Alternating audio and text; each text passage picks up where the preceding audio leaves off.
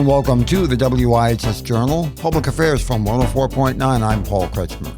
This is the second of 2 days of broadcast drawn from the Why CT Matters, produced by the Yankee Institute. Today, once again, you'll hear its president, Carol Platt-Liebau, interview John Grandi, a physical education teacher in Connecticut.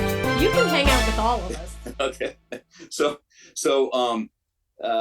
Frank gave me the number of the Fairness Center. Now, I've never heard of the Fairness Center before. And what I did was I called them up. I talked to somebody, and then they had Logan Hetherington, who ended up being my lead attorney, get back to me. And I gave them all the stuff, and they obviously did their due diligence and says, okay, we're going to file a labor board charge. And they filed that, I believe, in July of 22. And just to go down the rabbit hole for a minute again, our friends at the Fairness Center is a nonprofit public interest law firm that provides free legal help to those who are hurt by public sector union officials. And so we just wanted to throw that out there, because anyone who might be listening who is facing a similar sort of situation, reach out. We will connect you. Shouldn't happen to anyone. Go ahead, Mr. Grandi. The next, maybe 6 weeks after we had filed, now the union files for arbitration. The only problem with that is you have 10 days. They file for arbitration with the AAA 6 months later. So, they went through, I wasn't involved in this, but Logan, Nathan McGrath, who's the president of the Fairness Center, Center, and then Craig Fishbein, who also partners with the Fairness Center. They were all meeting. They went through the whole process. They didn't want me for that part, but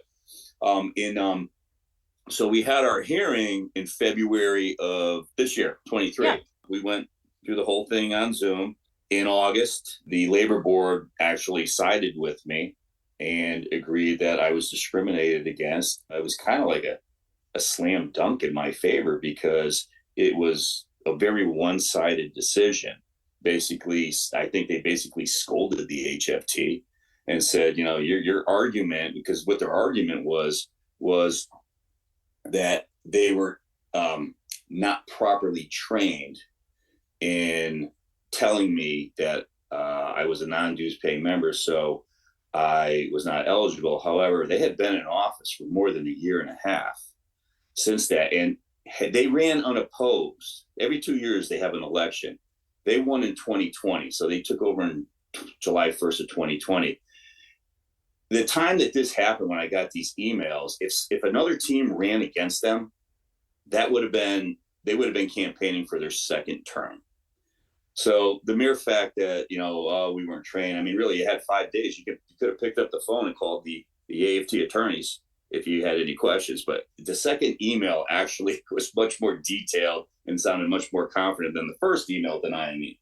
So the labor board did not buy that argument, and they ordered the HFT to pay attorney's fees to stop discriminating against me.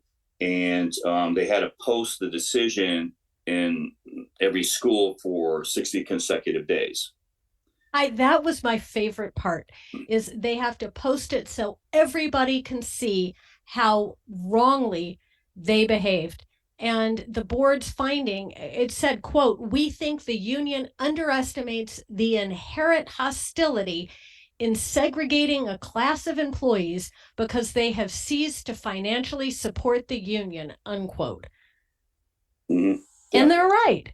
They're right. They were being jerks. They were absolutely deliberately violating the law under Janus, because they have exclusive representation rights. They have to represent you whether or not you belong to the union. If they don't want the exclusive representation rights, then they wouldn't have to do it. But they demand exclusive representation rights. As long as they have them, they have to represent you whether you belong to the union or not. Correct. Yeah. And I just it is a wonderful story because too many people will not call them to account. And for that, first of all, for the school district to come after you for exercising your First Amendment rights is shameful. And some of this was such nonsense. I saw in some of the press coverage, some of this privilege business talking about how, one of the examples of privilege was, I do not fear increased mortality from COVID-19 or standard medical procedures such as giving birth. That's supposed to be an example of privilege. I mean, this is all woke nonsense. Yeah, they were all gaslighting questions, Yes. That we were having to answer. And it is amazing to me that at a time when so many children, especially low-income children, have suffered such catastrophic learning loss, our educators' time and attention is being diverted with indoctrination into this kind of stuff, rather than they're being able to focus their time on being able to help these children recover and doing the kind of things you do as a physical education educator, helping them have pro-social skills, healthy lifestyles, all the different things that you do. Mm-hmm. Yeah. And one of the things that dawned on me during this was, and I'll ask you this question, when was the last time you ever heard anybody talk about closing the achievement gap? I will say, quite recently, because at Yankee Institute we talk about it all the time. I haven't heard it for a long time, and it's almost as if you're hanging around with the wrong people. Well, it's almost like, okay, well, are we waving the white flag on that, and now we're going to start looking at excuses, right? Start pointing fingers and blame others, like that's exactly decades to helping these kids, Yes, that's exactly what this is. This is to excuse the failure of some of these educators to give these children the skills they need and deserve. At Yankee Institute, we believe children should have access to scholarship tax credits that help them, have some control and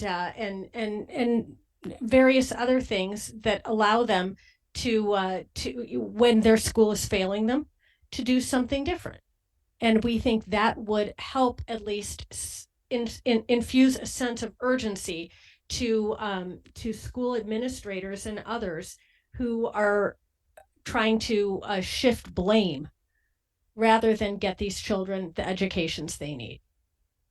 Well, I'll say this, the Harvard teachers, through all my years there, they're extremely dedicated. And I know that. The kids and a lot of them, the majority of them, especially the veterans, they know what they're doing. And, the experience and the knowledge and the wisdom lies within those veteran teachers. And I'm just curious why that knowledge and wisdom is not tapped and going to them. Who knows their kids better than the classroom teacher? And I just don't think that teachers' experience and knowledge is being used to actually help these kids. John Grandy, physical education at Hartford Public Schools, we are grateful to you for your courage, for your time, and for your principle. And we are grateful to you, listeners, for YCT Matters. This is Carol Platt-Liebau, president of Yankee Institute. That concludes part 2 of this podcast, aired with the courtesy of the Yankee Institute, produces it as YCT Matters. You heard Carol Platt-Liebau, the president of Yankee Institute, and her guest, John Grandy, a physical education teacher. For further information, call us at 860-346-1049, 860-346-1049, or you may send email to office@wihsradio.org, office@wihsradio.org. Opinions expressed are those of the participants, not necessarily those of the staff or management of the station. I'm Paul Kretschmer on the WIHS Journal, Public Affairs from 104.9 WIHS.